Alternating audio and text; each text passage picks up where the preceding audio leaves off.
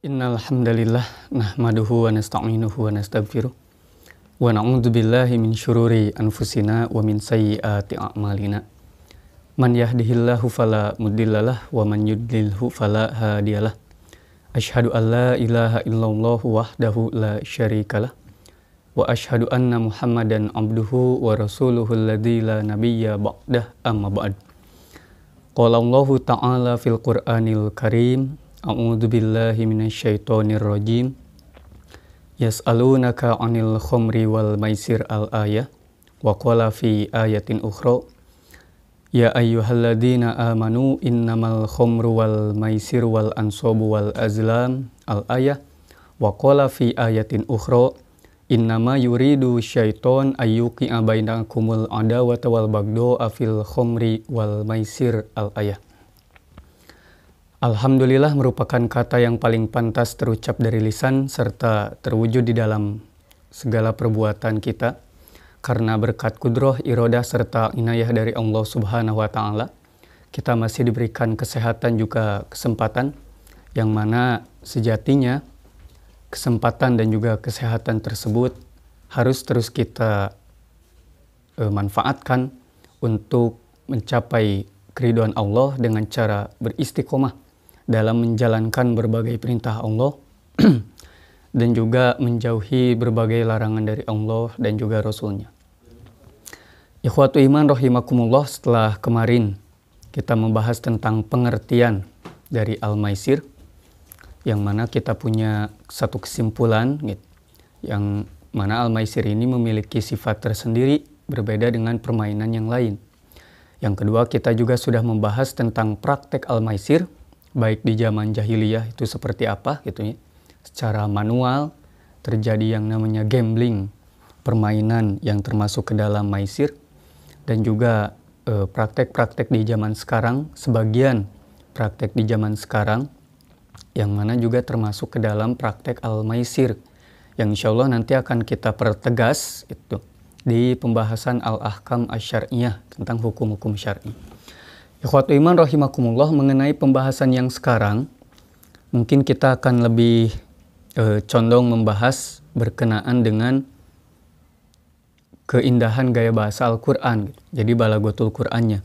Di sini setidaknya kami catat ada dua hal yang menjadi poin penting di antara banyaknya keindahan yang bisa diraih di dalam ayat tersebut.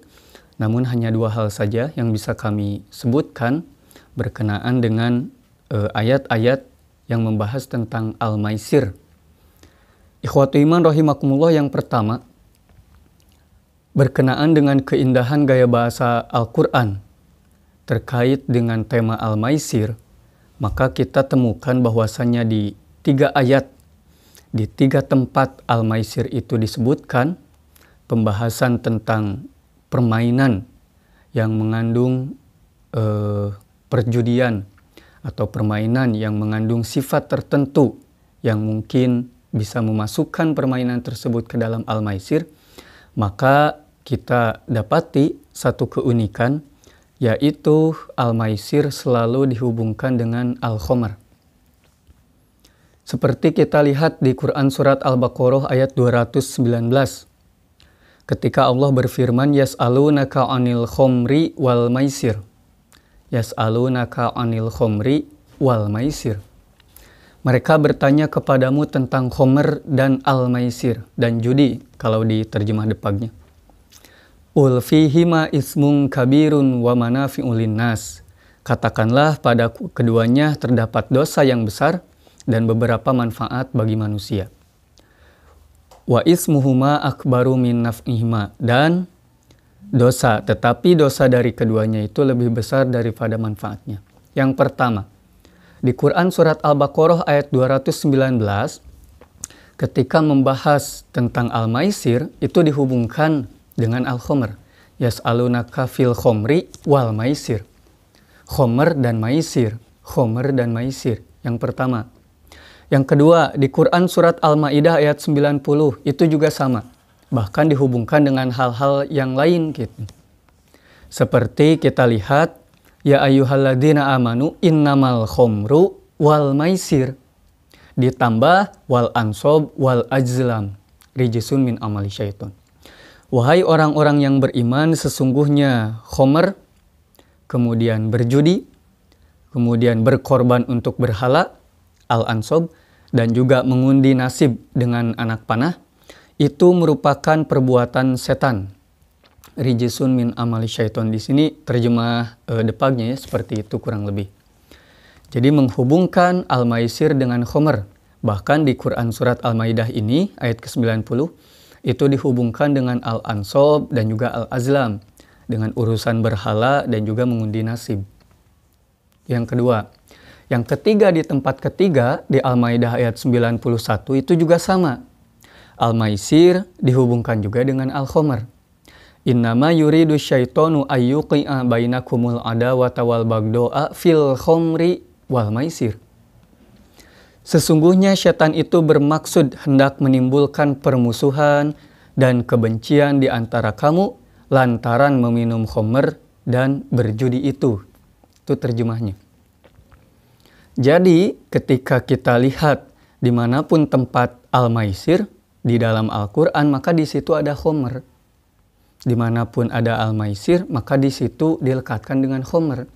Al-Baqarah 219 dengan khomer, Al-Maidah 90 dan Al-Maidah ayat 91 pun juga sama. Al-maisir dan al-khomer, al-maisir dan al-khomer. Di sini terdapat petunjuk, di sini terdapat keunikan bahwasanya para ulama menyebut bahwa ini menunjukkan antara khomer dan juga maisir, antara maisir dan juga khomer itu tidak ada yang berdiri sendiri. Sekali lagi, tidak ada yang berdiri sendiri. Paling tidak satu hal akan menjadi pelengkap bagi hal yang lain gitu. Minimal satu hal dilakukan maka ada satu lagi yang mengikutinya, minimal aya hiji deui nunuturkeunana gitu. Minimal. Kalau di Quran surat Al-Maidah 90 kan sampai 3 gitu. Satu hal dilakukan maka 3 akan mengikuti. Tetapi dari ayat-ayat yang lain kita dapat simpulkan bahwasanya al-maisir atau al-khomer tidak ada yang berdiri sendiri. Minimal satu akan mengikuti yang lain. Hiji kemaksiatan bakal diikuti ku kemaksiatan lain. Tidak ada yang berdiri sendiri. Mual mungkin jika kieu, tidak mungkin orang yang berjudi gitu hanya sebatas judi maksiatna teh gitu. Tidak mungkin orang yang meminum khomer hanya sebatas minum khomer, kemaksiatan yang dia lakukan gitu. Sampai-sampai nanti misalkan naudzubillahi min dzalik, sampai-sampai di akhirat mungkin catatan amalnya, catatan amal kejelekannya oleh para malaikat dilihat, oh ternyata jeleknya hanya khomer saja. Tidak mungkin seperti itu. Karena apa? Karena Al-Quran sendiri yang menyebutkan. Satu akan mengikuti yang lain, satu akan mengikuti yang lain gitu. Ketika satu sudah diperbuat kemaksiatannya, maka kemaksiatan yang lain pun akan mengikuti. Ketika berjudi, nalika kerjudi ya, misalkan contohnya. Ketika seseorang berjudi, maka istilah kasarnya mah mungkin minumannya itu gitu. Mungkin pemanisnya itu hanya sebatas kopi misalkan, juga kapal api atau susu beruang gitu. Nuker judi nginumna teh susu beruang. Kan teu lucu atuh, teu gentle. Kagok atuh judina gitu. Bakal disengsirikeun ngaluarkeun balak genep oge gitu. Meskipun balak genepna keluar gitu, angger we da nginumna susu beruang gitu. Moal disebut jago gitu. Seperti itu. Makanya orang yang berjudi gitu, minimalnya dituturkan ku maksiat nu lain. Eueuh khomer cenah da teu ka bedag, tidak dapat membeli gitu. Pasti menggunakan cara mabok yang lain gitu. Kunaon we eta mah? Komik 10 misalkan, 20 gitu. Atau seperti apapun lah itu, apapun medianya gitu. Yang penting bisa mabok. Ta eta tina satu kemaksiatan, maka kemaksiatan yang lain akan mengikuti. Itulah isyarat Al-Quran. Mengapa al-maisir dihubungkan dengan al-khomer? Mengapa al-khomer dihubungkan dengan al-maisir? Karena salah satu di antara keduanya tidak ada yang berdiri sendiri. Muangan hiji hungkul ngalakukeun kamaksiatan ngan nginum hungkul moal. pasti bakal bertambah dengan kemaksiatan yang lain, pasti kemaksiatan yang lain akan mengikuti. Dapat dipahami ya? Jadi sekali lagi, ketika Al-Quran menyebut fil khomri wal maisir, innamal khomru wal maisir gitu. Khomer maisir. Bahkan sekali lagi di Al-Maidah 90 ditambah Al-Ansob, Al-Azlam, itu menunjukkan bahwasanya baik khomer ataupun maisir itu tidak berdiri sendiri. Satu kemaksiatan akan diikuti dengan kemaksiatan yang lain. Orang yang minum khomer, mau mungkin kan nginum mungkul di tempat eta teh. Maksiatna teh mau mungkin hanya minum saja. Tetapi mungkin ditambah dengan wanita, gitu, urusan wanita, gitu. Biduan-biduan yang ya nu joget gitunya, tambah perzinahan, yang lebih parah pembunuhan gitu. Itu semuanya di dalam isyarat Al-Quran sudah disebutkan. Bahkan mungkin kita sudah populer tentang kisah orang soleh gitunya, anu dijebak, yang dijebak oleh seorang wanita di dalam suatu rumah gitu. Dijebak oleh seorang wanita, kemudian disuruh untuk memilih apakah mau minum khamr, ataukah mau berzina, ataukah ingin membunuh gitu. Maka dia merasa bahwa khamr itu paling ringan gitu. Ya kan ngan saukur nginum ringan gitu. Daripada berzina kemudian membunuh itu sudah nyala geus apal berat gitu. Semua orang pasti tahu yang namanya perzinahan, pembunuhan itu pasti berat urusanna. Tong broning di akhirat, di dunia oge berat gitu. Urusan perzinahan dan pembunuhan. Tetapi khamr kan urusan diri gitu. Eta mah hanya sekedar diri sendiri saja yang terpengaruh gitu. Orang lain memual gitu. Urusan khamr mah. Karena dia merasa seperti itu, maka dia memilih meminum khamr. Tetapi setelah minum khamr, dia mabuk, akhirnya membunuh, juga melakukan perzinahan. Itu di dalam ayat Al-Quran sudah disebutkan meskipun secara isyarat. Satu kemaksiatan diikuti dengan kemaksiatan yang lain. Satu kemaksiatan diikuti dengan kemaksiatan yang lain. Orang yang berjudi pun sama. Nu berjudi, minum nate khamr, henteu kabedagu nu khamr, nya bisa make media nu lain, nu penting mah mabok gitu. Ditambah ada wanitanya dan lain sebagainya gitu. Itu menunjukkan bahwa isyarat Al-Quran ini benar. Satu kemaksiatan akan diikuti kemaksiatan yang lain. Makanya kenapa diajarkan untuk bertaubat gitunya, untuk selalu istighfar. Karena memang kita tidak pernah luput dari yang namanya dosa, dari yang namanya kesalahan. Oleh karena itu ada syariat istighfar, ada syariat taubat untuk menghindari masuknya kemaksiatan yang lain. Untuk supaya tidak mengulangi kemaksiatan yang sama yang telah dilakukan. Itu dilihat dari para ulama menyebut dilihat dari dilalah isyarah. Dilalah isyarah. Mungkin sedikit kami terangkan. Dilalah isyarah itu merupakan penunjukan suatu lafal kepada maknanya, namun bukan makna yang terkandung di dalam lafal. Melainkan makna itu hanya sekedar isyarat gitu. Hanya sekedar isyarat yang melekat, juga yang menetap pada atau di dalam lafal tersebut. Jadi suatu penunjukan lafal kepada makna, namun makna yang terkandung itu, makna yang menjadi isyarat itu bukanlah makna yang ada di dalam lafal, bukanlah makna yang hendak dituju oleh lafal tersebut. Tetapi makna yang menjadi isyarah itu hanya sebatas isyarat saja, yang melekat juga yang menetap di dalam makna tersebut.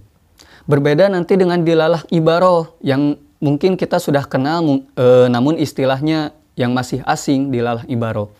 Dilalah ibarah itu penunjukan lafal pada maknanya yang mana memang sesuai dengan apa yang dikehendaki oleh si pelafal, gitu, orang yang berbicara. Juga makna tersebut memang terkandung di dalam lafal dan juga susunan kalimat itu sendiri. Ya seperti begini dilalah ibarah. Seperti di dalam Quran Al-Baqarah. Quran surat Al-Baqarah kan ada yang menyebutkan, Allah berfirman, wa ahallallahu al-bai'a wa harrama riba. Allah menghalalkan jual beli, Allah mengharamkan riba. Wa ahallallahu al-bai'a wa harrama riba, menghalalkan jual beli, mengharamkan riba. Apa dilalah ibarahnya? Dilalah ibarahnya artinya jual beli halal, riba haram. beres sakitu. Jadi penunjukan lafal kepada maknanya itu sesuai dengan apa yang terkandung di dalam lafal tersebut gitu. Dan memang Allah menyebutkan bahwasanya jual beli itu halal, dan memang Allah menyebutkan bahwasanya riba itu haram. Oleh karena itu, dilalah ibaroh dari ayat tersebut adalah yang pertama, jual beli halal dan juga riba itu haram. Dilalah ibaroh yang kedua, maka jual beli dan riba itu berbeda gitu. Karena jual beli mah halal, riba mah haram, karena halal dan haram itu berbeda, oleh karena itu jual beli dan riba itu berbeda. Itulah dilalah ibaroh. Sekali lagi kita sudah paham, cuman istilah naungkul, ini mah urusan istilah unggul, anu memang agak asing gitu bagi kita. Tetapi urusan pemaknaannya, urusan pemahamannya mungkin kita sudah mengerti gitu. Dilalah ibaroh mah penunjukan lafal kepada makna dan juga sesuai dengan makna yang terkandung di dalam susunan kalimat tersebut.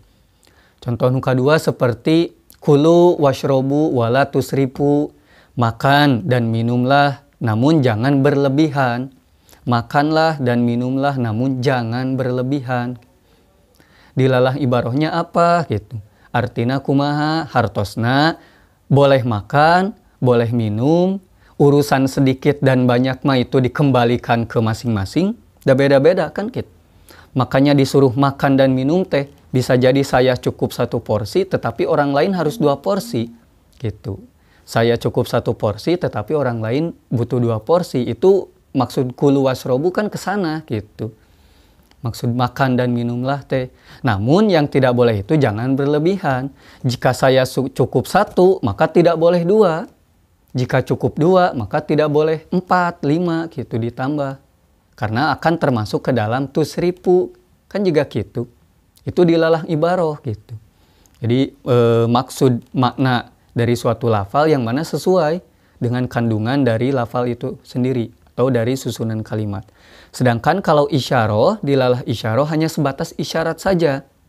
Contoh seperti Allah yang tadi, Allah tidak menyebutkan bahwasanya khomer dan maisir itu berdiri sendiri, tidak berdiri sendiri. Bahwasanya khomer dan maisir itu tidak akan saling mengikuti, Allah tidak menyebutkan. Teu aya kalimat nu langsung gitu, yang jelas menyebutkan seperti itu. Tetapi Allah hanya menyebutkan khomer dan maisir, khomer dan maisir. Maka di sana ada isyarat bahwasanya khomer dan maisir itu selalu bergandengan, tidak ada yang berdiri sendiri. Itu yang pertama. Contoh yang kedua, seperti misalkan kita ditanya berkenaan dengan mencari keuntungan duniawi di dalam masjid gitu. Kan kita sudah tahu itu tidak boleh, tetapi di mana dalilnya gitu. Dari mana dalil tidak boleh mencari keuntungan duniawi di dalam masjid? Kemudian kita menyebutkan dalilnya itu adalah dalil doa masuk masjid. Kumaha doana teh?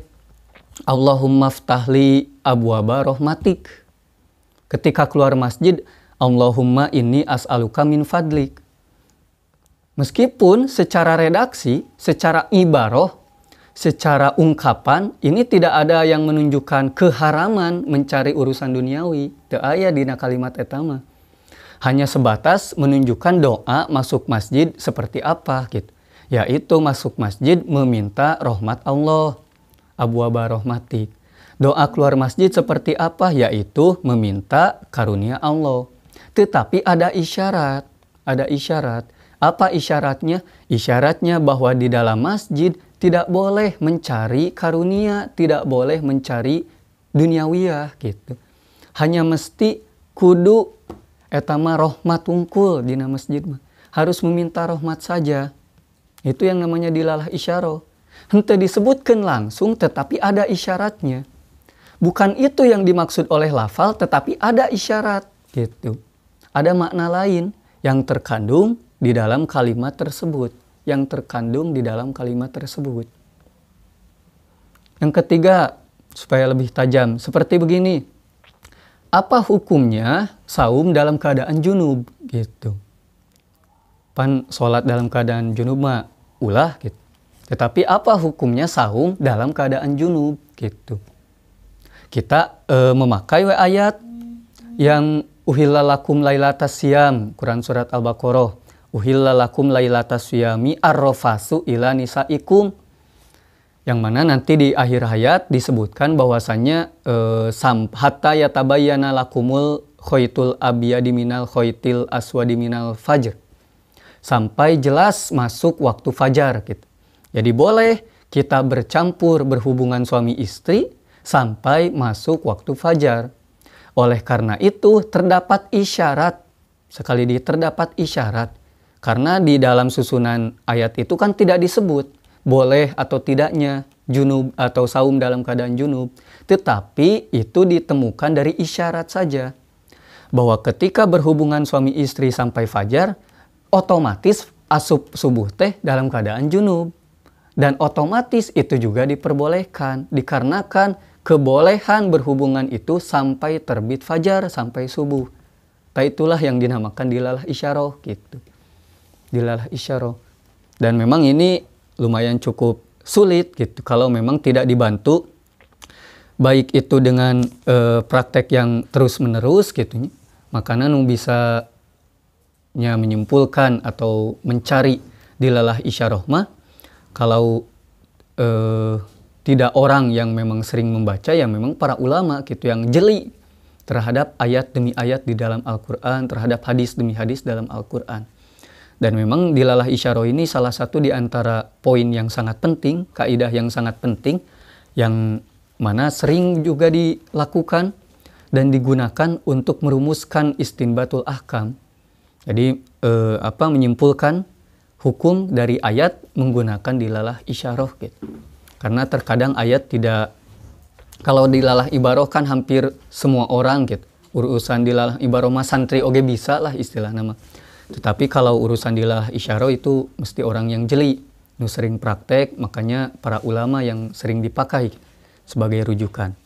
Makanya saya juga mengambil dari para ulama beberapa dilalah isyarah tersebut yang memang ku urang memual karasa gitu.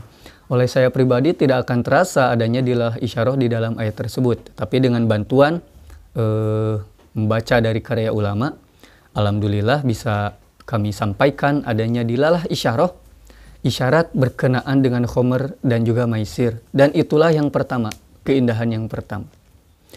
Yang kedua, dan juga yang terakhir yang bisa kami sampaikan, bahwasannya di Quran surat yang membahas tentang Al-Maisir, terutama Al-Maidah ayat 90 gitu. Di akhir surat tersebut, ayat tersebut disebutkan bahwasannya la'allakum tuflihun. Disebutkan dengan ungkapan la'allakum tuflihun, agar kamu mendapat keberuntungan, agar kamu mendapat keberuntungan. Ikhwatu iman, perlu kami sampaikan bahwasannya di dalam khomer dan juga di dalam Al-Maisir ini terdapat manafi gitu. Sebagaimana disebutkan dalam Al-Baqarah ayat 219, fihi ma ismun kabir wa manafi'ul linnas. Terdapat dosa namun terdapat juga manfaat. Kemudian Syekh Ali As-Sobuni menyebutkan bahwasanya manfaat yang dimaksud di dalam khomer dan juga Al-Maisir, atau kita lebih fokus di dalam Al-Maisir, yaitu adalah manfaat al-madiyah, manfaat duniawiyah saja. Ya kan, sebagaimana sebelumnya sudah disebutkan, orang yang berjudi gitu, henteu kabehanana eleh kan gitu. Di antara 10 orang, kalau di zaman jahiliyah, di antara 10 orang ada 7 orang yang menang gitu, nu judi teh. 10 orang yang ikut judi, 7 orang yang menang. 100 orang ikut judi, ada 70 orang yang akan menang gitu. Mundi urang 5 orang nu judi, aya hiji orang nu meunang gitu. Jadi tidak semuanya kalah gitu. Pasti aya nu meunangna. Dan orang yang menang gitu, maka akan mendapatkan manfaat. Naon eta kan menang, judi pasti menang duit gitu kan. Aya manfaatna, ada manfaatnya. Tetapi manfaat itu manfaat al-madiyah, manfaat duniawiyah. Jadi kalau mau disebut ada manfaatnya ya memang ada gitu. Kalau disebut ada madorotnya ya tentu itu ada. Tetapi sekali lagi Al-Quran juga menyebut dengan jujur bahwa ada manfaatnya. Gitu. Dina judi oge aya manfaatna. Orang nu menang pasti menang manfaat. pasti menang manfaat. Tetapi di akhir Quran surat Al-Maidah sebagaimana tadi disebutkan, bahwasanya kita disuruh menjauhi khomer dan maisir. Supaya apa? La'allakum tuflihun. Supaya kita mendapatkan keberuntungan. Supaya kita beruntung gitu. Ini menjadi dalil bahwasanya terdapat bahasa kaidah nama dilalah ibaroh gitu. Terdapat ungkapan yang sesuai dengan makna, yaitu bahwasanya tidak akan pernah beruntung orang yang berbisnis dengan perjudian atau dengan khomer. Anu ngabisnis khomer atau anu ngabisnis naku judi, pagaweana judi atau ngajualan khomer atau nginum omer atau distributorna atau tukang melakna gitu. Mun ku anggur, itu tidak akan pernah mendapat keberuntungan. Ku ungkapan la'allakum tuflihun gitu. Jadi tidak akan ada satu bisnis pun yang beruntung, yang mana sumbernya dari kemaksiatan. Gitu. Itu janji Allah, sekali lagi janji Allah. Mungkin kita bisa melihat, mungkin gitu. Dan mungkin juga di Google bisa dicari siapa saja orang yang memang memiliki kasino yang banyak dan juga hidupnya mewah gitu. Namun kalau kita melihat di dalam ayat Al-Quran, maka kehidupan mewahnya itu bukanlah suatu keberuntungan, bukanlah suatu al-falah gitu. Mual sejahtera hirup ku judi mah, mual sejahtera bisnis ku khomer mah.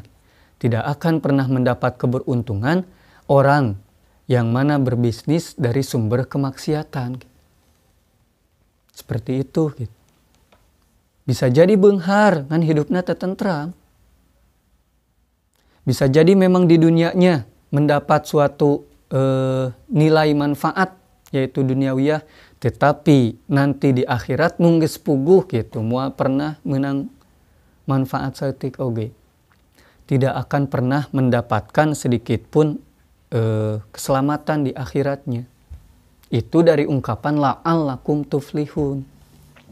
Manfaatnya ada, tetapi moal pernah beruntung, tidak akan mendapat keberuntungan. Bisa jadi mendapat manfaat, tetapi tidak akan mendapatkan keberuntungan al-falah dari Allah Subhanahu wa Ta'ala. Itulah janji Allah. Nah, khotiman rahimakumullah. Itulah dua di antara banyaknya keindahan gaya bahasa Al-Quran, Balagotul Quran yang bisa kami sampaikan. Sekali lagi dikarenakan keterbatasan kami, juga keterbatasan kemampuan dalam membaca karya-karya ulama yang menyebutkan tentang banyaknya keindahan gaya bahasa Al-Quran, maka hanya cukup dua saja yang bisa kami sampaikan. Itu juga semoga mewakili keindahan gaya bahasa yang lain di antara yang ada di dalam ayat-ayat berkenaan dengan Homer atau juga berkenaan dengan Al-Maisir. Nah, khotiman rahimakumullah, mungkin itu saja yang bisa kami sampaikan.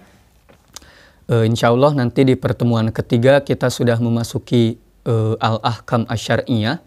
Setidaknya ada 3 hukum syar'i yang akan kita bahas. Namun kita akan membahas di 2 kesempatan atau 2 sesi lagi gitu, berkenaan hukum syar'i ini karena memang cukup panjang.